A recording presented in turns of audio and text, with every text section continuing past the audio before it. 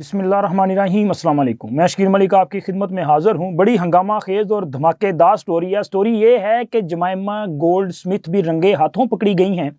और इसके साथ साथ जनाब army chief general Asim Munir का फ़ैसला और एक बड़ी कार्रवाई है, बल्कि बड़ी कामयाब कार्रवाई है। और आज हम बात करेंगे इमरान खान के दी एंड, यानी कि उनके दी एंड से एक कदम वो पीछे रह गए हैं। मामला इस हद तक आगे पहुंच चुका है कि अब उनका बचना जो है वो खैर पहले भी मुश्किल था, लेकिन अब तो खैर नामुमकिन है। हालात किस तरफ बढ़ रहे हैं, क्या सूरत हाल पैदा हो रही है और जमाइमा गोल्ड स्मिथ कैसे रंगे हाथों पकड़ी गई हैं, ये आज के वीलॉग के अहम टॉपिक हैं जिन पे तफसीलात आपके साथ शेयर करनी है। लेकिन उससे पहले दरख्वास्त है कि हमारे इस चैनल को सब्सक्राइब कर दें, वीडियो को लाइक और अपने फ्रेंड सर्कल में ज़रूर शेयर किया गया, और साथ ही साथ कमेंट्स बॉक्स में ये ज़रूर बताइएगा कि आप हमें किस शहर और किस मुल्क से देख रहे हैं। तो जनाब वीलॉग के आगाज़ में सबसे पहले हम बात करेंगे इमरान खान के दी एंड की। इमरान खान जो कि इन दिनों गिरफ्तार हैं और अडयाला जेल में अपने किए की सज़ा भुगत रहे हैं। उनके खिलाफ मुख्तलिफ केसेस जो हैं वो ज़ेरे इल्तवा हैं। कुछ में उनको सज़ा दी जा चुकी, कुछ में सज़ा मुअत्तल हो चुकी, कुछ में प्रोसेस आगे बढ़ रहा है, कुछ में फ़र्द जुर्म आयद हो चुकी, कुछ ऐसे हैं जिसमें होनी है। अलगर्ज़ के इनके खिलाफ जो है वो जराइम की एक लंबी फहरिस्त है और इन पर प्रोसेस आगे बढ़ता जा रहा है। आज अडयाला जेल में साइफर केस की समाअत थी और इस हवाले से इमरान खान और शाह महमूद कुरैशी पर फ़र्द जुर्म आयद की जानी थी। इसके साथ साथ चूँकि इमरान खान और शाह महमूद कुरैशी के वकला की तरफ से मुख्तलिफ मुतफर्रिक दरख्वास्तें भी दायर की गई हैं, जिनमें एक तो ज़ाहिर है उनकी तरफ से ये भी है कि फ़र्द जुर्म की कार्रवाई को रोका जाए, और साथ ही साथ अडयाला जेल में जो ट्रायल चल रहा है उसके वो ओपन है या नहीं है, इस पर भी उनके तहफ़्फ़ुज़ात हैं। अलगर्ज़ के मुख्तलिफ़ किस्म की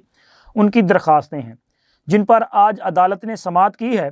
लेकिन इन पर फ़र्द जुर्म आयद नहीं की जा सकी।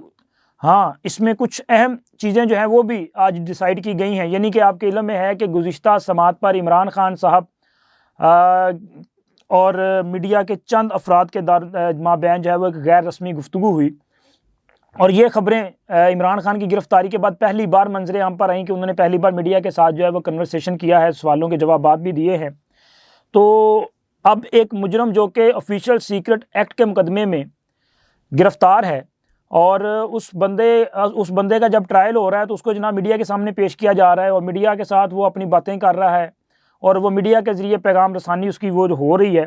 तो ये ज़ाहिर है ये फिर देखा तो जाना चाहिए था। तो आज जो चेंज देखने में आया अडयाला जेल में वो ये था कि इमरान खान और जो मीडिया के अफराद हैं उनके दरमियान एक ऐसी बाड़ कायम थी कि ये किसी भी सूरत राब्ता मुमकिन नहीं हो सकता था। आज जनाब वो जो कम्युनिटी हॉल है अडयाला जेल का, जहाँ पे ये साइफर केस की समाअत होती है, ख़ुसूसी अदालत वहाँ पे बैठती है, एक तो वहाँ पे कुछ अजाफी किस्म की सिक्योरिटी देखने में आ रही थी, और उसके अलावा ये तमाम इन्फॉर्मेशन ज़ाहिर है मैं लाहौर में, लेकिन जो हमारे जो दोस्त हैं इस्लामाबाद के जो जर्नलिस्ट हैं उनके साथ ज़ाहिर है वो राब्ते रहते हैं, तो वहाँ से वो इन्फॉर्मेशन जो आती है वो आपके साथ शेयर की जाती है। एक तो सिक्योरिटी बहुत गैर मामूली थी, और दूसरा जनाब आज एक वहाँ पे शीशे की दीवार, वो कहते नहीं कि शीशे के घर में बैठ के पत्थर, तो आज खान साहब को बाज़ाब्ता तौर पे एक शीशे के घर में बैठा दिया गया वहाँ पे। यानी कि इमरान खान साहब जो हैं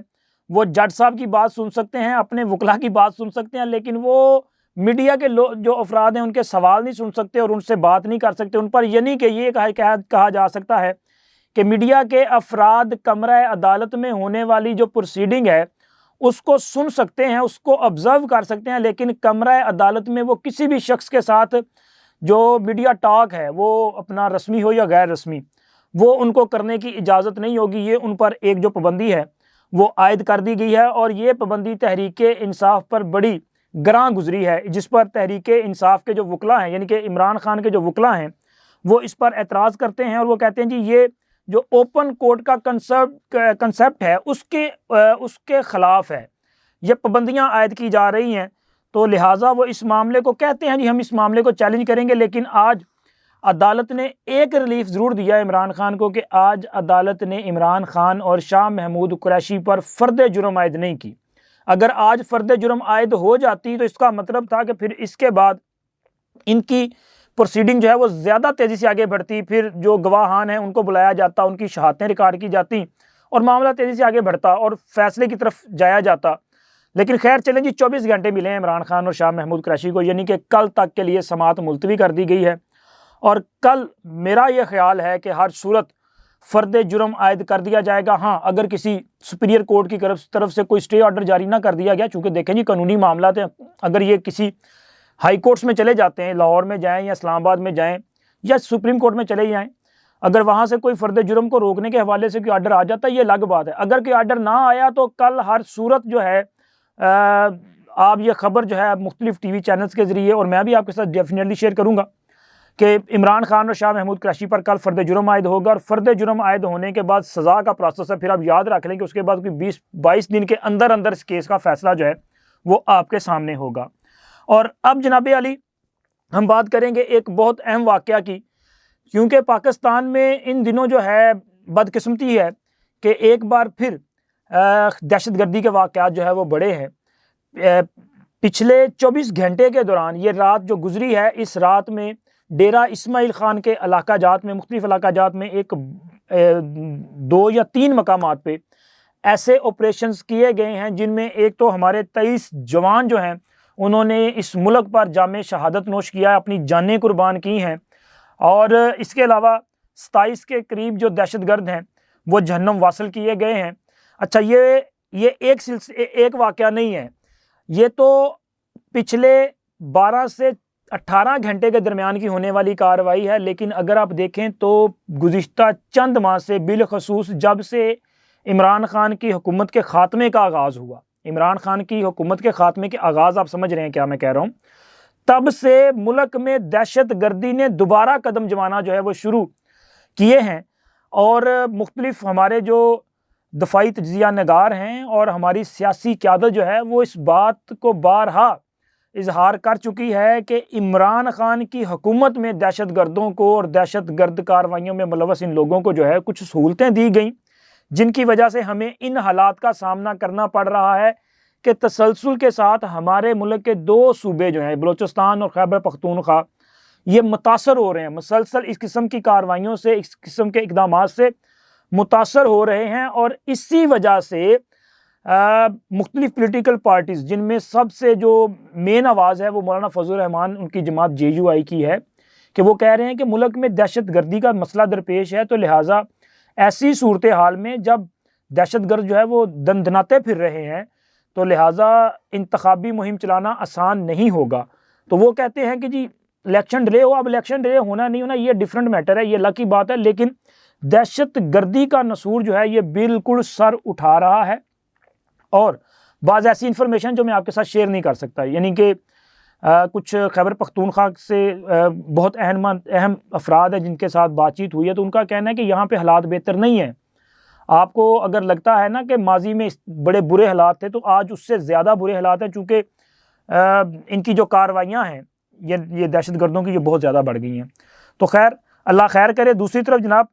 आर्मी चीफ साहब जनरल आसम मुनीर साहब जो हैं, चूँकि वो जब से आए हैं वो तब से इस बात पे हमें बड़े पुरज़म दिखाई देते हैं कि उन्होंने पाकिस्तान से ये जो तकरीबकारी है, दहशत गर्दी है, किसी भी किस्म की तकरीबकारी, इंतशार, दहशत गर्दी, इसका ख़ात्मा करना है। और वो सिर्फ बात करते हुए दिखाई नहीं देते, बल्कि इस पर अमल करते हुए दिखाई देते हैं। और किसी भी लेवल पे अगर उन्होंने कहा है जी हम स्मगलिंग का ख़ात्मा करेंगे, हम ज़ख़ीरा अंदोज़ी को जड़ से ख़त्म करेंगे, हम डॉलर की जो मनी लॉन्ड्रिंग है या ज़ख़ीरा अंदोज़ी है या स्मगलिंग है इसको रोकेंगे, तो इस पर अमल होता हुआ भी दिखाई दिया। और उस ऑपरेशन के नतीजे में पाकिस्तान में ये जो मसनूई किल्लत थी डॉलर की, आपने देखा ना वो कैसे ख़त्म हुई, डॉलर के पर कटे, ज़ख़ीरा अंदोज़ों के ख़िलाफ़ कार्रवाइयाँ की गई, स्मगलिंग को रोका गया। इवन के स्मगलिंग के इस घनौने धंधे में अगर कोई अपना भी मुलव्वस था ना, या किसी भी किस्म की इंतशारी साजिश में कोई अपना भी मुलव्वस था, तो उसके ख़िलाफ़ भी कार्रवाई की गई है। यानी कि ये जो चीज़ें हैं ना, ये बता रही हैं कि हम अपने मौक़िफ़ और अज़म पर कायम हैं और इसकी हर तरह से कीमत भी अदा करने के लिए तैयार हैं। और ये जो कुर्बानियाँ दी जा रही हैं ना, अब ये कुर्बानियाँ वो लोगों के लिए सोचने का मुकाम है जो आज भी पाक फ़ौज के ख़िलाफ़ कोई मंसूबा बना रहे हैं, साजिशें कर रहे हैं, लोगों के जज्बात को भड़काने की कोशिश कर रहे हैं, लोगों की जहन साजी कर रहे हैं, अवाम को अपने ही अदारे के ख़िलाफ़ खड़ा करने की घनौनी साजिश कर रहे हैं। ये उन लोगों को भी सोचने का मुकाम है कि ये कुर्बानियाँ आपके लिए दी जा रही हैं, इस मुल्क की हिफाजत के लिए दी जा रही हैं। अगर पाक फ़ौज ये जो मजमूम अपना मकासद के लिए कार्रवाइयाँ करने वाले ये जो दहशतगर्द हैं, अगर इनके सामने सीना सुपर ना हो तो फिर ये जो हशर नशर करे ना, माजी में हमने देखा है सवात में क्या कुछ होता रहा। माजी में आपने देखा नहीं वाना और वजीरस्तान में क्या सूरत हाल थी। माजी में APS जैसा जो है वो दर्दनाक सानिया पेश नहीं आ चुका। तो ये पाक फौज की कुर्बानियों की वजह से ये मुल्क जो है ये दहशत गर्दों से बचा हुआ है। ये और इस वक्त भी हमें बड़े संगीन खतरात जो है वो दरपेश हैं, लेकिन पाक फौज और आर्मी चीफ के ये जो दिलेराना फैसले हैं, इनकी बदौलत जो है डेफिनेटली हम इस बात पे हमारा यकीन है कि बहुत जल्द हम इस नासूर का जड़ से खात्मा जो है वो कर देंगे। और जनाब अली, ये जो दहशतगर्दी है, इसके साथ साथ ये जो प्रोपेगंडा है,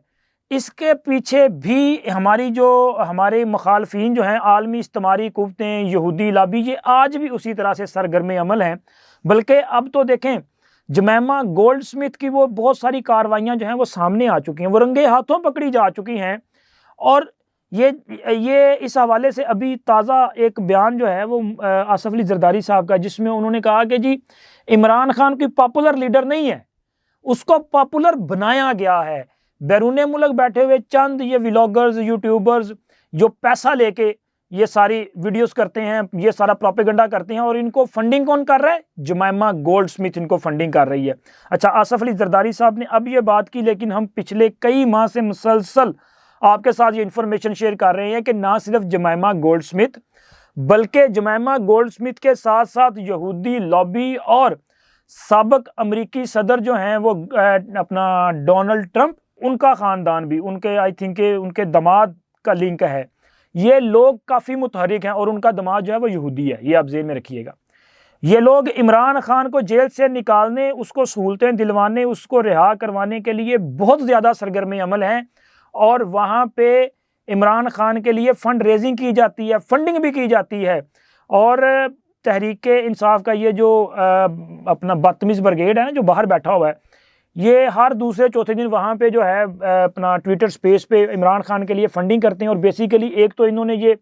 वो पंजाबी कहते हैं तोर लब लेनी, वो इनको उन्होंने जनाब ये एक जवाज़ बना लिया है कि फंडिंग करते हैं जी, हमने इमरान खान के केस करने हैं। एक तो इन्होंने दिहाड़ियाँ लगाना शुरू की हैं, और दूसरा वहाँ पे बैठ के जो प्रोपेगेंडा किया जा रहा है, और उसके अलावा ये जो फंड इकट्ठे किए जा रहे हैं, और ये जो जमैमा गोल्डस्मिथ और यहूदी लाबी के जरिए जो फंडिंग हो रही है, अब उस फंडिंग के बाद पाकिस्तान में जो हालात मज़ीद ख़राब किए जा रहे हैं, इस पर भी गौर करने की ज़रूरत है और इस मामले की इन्वेस्टिगेशन करने की भी ज़रूरत है। क्योंकि ये अब आसफ अली जरदारी साहब की बात, और